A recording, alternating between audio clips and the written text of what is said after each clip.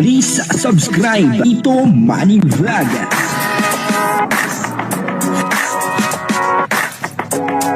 Payagan po si Tito Manny Vlog na mag-reactor para pambiling gamot sa kanya pong karamdaman. Sa ginawa ni Kalinga Pedro ay talagang may mga nagselos. Ano po, ang tanong dito ay tama ba na sila ay magselos? Updated po ba sila sa nangyayari? At may karapatan po ba sila na magselos? Panoorin po natin yung video at siyempre bibigyan po natin yan ng konting reaction. Pero bago po yan, ako muna po bumabati sa inyong lahat ng magandang umaga, magandang tanghali at magandang gabi sa inyong lahat mga kapatid. Saan man kayo ng panig ng mundo naroon ngayon, ay mag-iingat kayo palagi at pagpalain kayo ng ating Panginoon. Maraming salamat din po sa patuloy na tumatangkilik sa aking YouTube channel at nanonood sa aking video reaction. Patuloy lang po natin suportahan sila Kuya Bal Santos Matubang, Kalinga Prab, at Ed the Vlog, Jack Tapia, at yung mga kasamahan ko pong reactor sa Kalinga. Ganun din po yung mga charity vlogger na Kalinga partner. Ito po yung video na kung saan dito ay nagsalita si Kalinga Pedro kasi may nagselos daw po. Alamin po natin kung sino itong nagselos.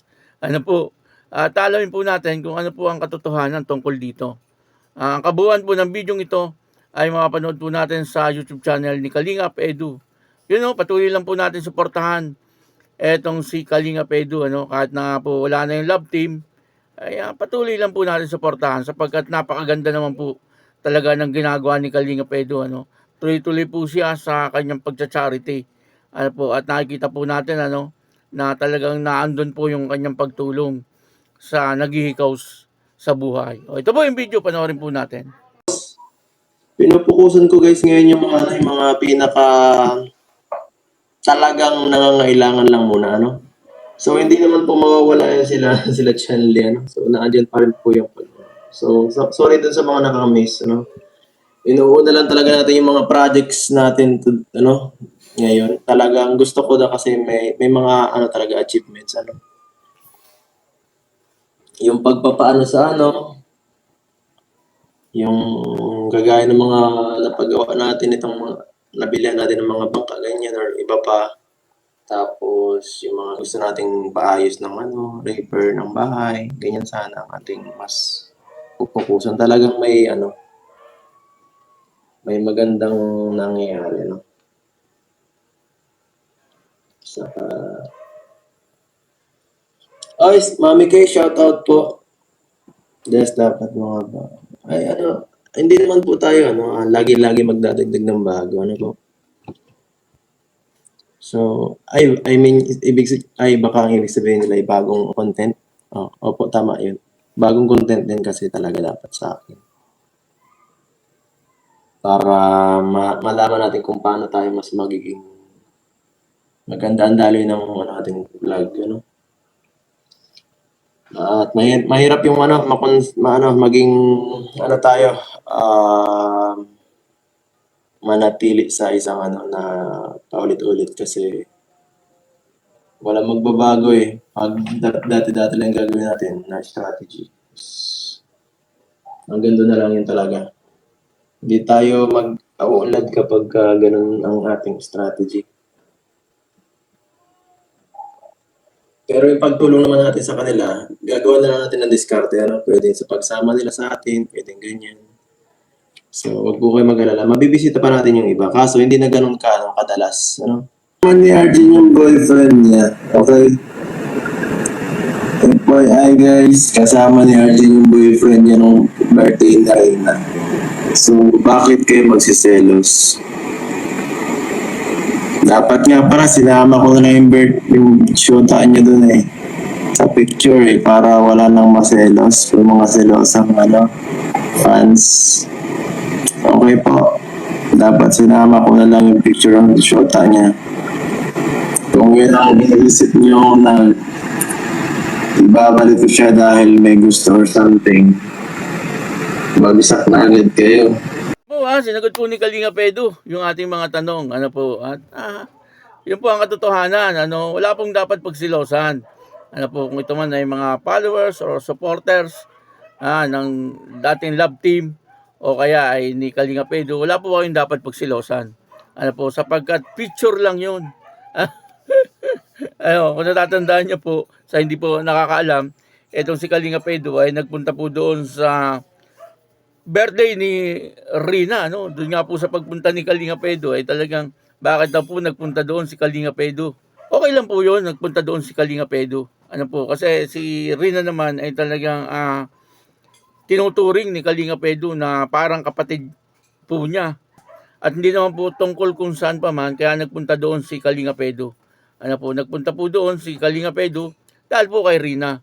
Ano, at alam niyo naman po na si Rina ay talagang malapit din kila Kalinga Pedro, ano, doon sa kanyang mga kuya. Ano, kumbaga, ay pinagbigyan niya po yung kahilingan ng bata.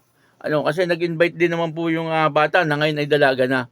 Ano po, kaya wala pong problema doon. Ano, kahit po sila Kuya Bal, sila Kalinga Prab, ay maintindihan po yun. Ano, yung ginawa po ni Kalinga Pedro. Yung po ay kasama din sa paglingap. Ano, kasi marami naman po talaga ang nakakaalam na si Kalinga Pedro ay minahal niya si Rina bilang isang kapatid, bunsong kapatid. Ano, kumbaga yung pinagsamahan po nila talaga ay hindi po yun mabubura sa puso ni Kalinga Pedro. Ano, kaya naandun po, ano, sabi ni Kalinga Pedro, ay patuloy pa rin po siyang sumusuporta kay Rina. Ano po, hindi sa nag-aalaga dito, kung sino mang yung nag-aalaga dito, hindi po siya doon sumusuporta. Kay Rina mismo, ano po, upang sa gano'n, ay siyempre, mas lalong mabilis ang pagaling ni Rina. Na nakita naman po ni Kalinga Pedro na okay naman po si Rina ngayon. Ano po, at yun po ay tinatanong nung iba, no, ba't daw po nagpunta doon si Kalinga Pedro. Pero ang talagang pinagsisilosan, ano po, nung iba ay yung nagpa-picture, etong si Kalinga Pedro kay RJ. Ano po, picture lang yun eh. Ano, dapat po bang pagsilosan yun? Ano po, at sinagot ni Kalinga Pedro, sabi niya, ay nandoon daw po yung boyfriend ni RJ. Ano po, kasi dati pa yan eh. Ano, matagal na pong issue yan na itong si Arjen ay kinokonek kay Kalinga Pedro. Eh, wala naman pong ganon. Ano, wala pong ganon. Ano, si Arjen ay naging beneficiary po talaga ni Kalinga Pedro. Ano po, at wala pong relasyon. Etong dalawa, ano, yun po ay sa isipan nyo lang. Ano po, naglalaro lang po yun sa isipan nyo. Wala naman pong katotohanan yung mga bagay na ganon. Ano po, at katunayan po niyan, sinabi po ni Kalinga Pedro na si RJ ay kasama yung boyfriend. Ano po, sana nga daw sinama na nga po sa picture. Ano, yung boyfriend ni RJ na sa ganon, ay matigil yung lahat. Ano po, kaya minsan, bago po tayo talaga mag-comment, ano po, bago tayo magselos, ay inaalam po natin or ina-update po natin kung ano po talaga yung mga totoong nangyayari. Ano po, kasi makakapag-comment po tayo ng hindi maganda, doon pa lang talaga nagkakamali na po tayo. Samantalang yung kino-comment naman po natin ay mali, ano, sa katotohanan. Ano po, dito nga ay nagsalita si Kalinga Pedro at sinabi niya kung ano po yung katotohanan tungkol po dito sa pagpapapicture ni Kalinga Pedro kay RJ. Ano po, kasi yung iba naman yan dumi kaagad ng isip. Wag po kayong ganon. Ano, wag niyo po kaagad binibigyan ng kahulugan yung mga bagay-bagay. Ano po, dapat ay inaalam po natin kung ano po yung katotohanan tungkol po doon. Sana bago po mag-comment or magselos, ay alamin po ano, kung ano po yung totoo na nangyayari. Mismo si Kalinga Pedro nagsabi na marami po ang nagseselos dahil po doon sa picture nila ni RJ. Maraming salamat po sa inyo lahat. At ako po si Tito Manny Vlog na nagsasabing God bless you all. Diyos mabalos.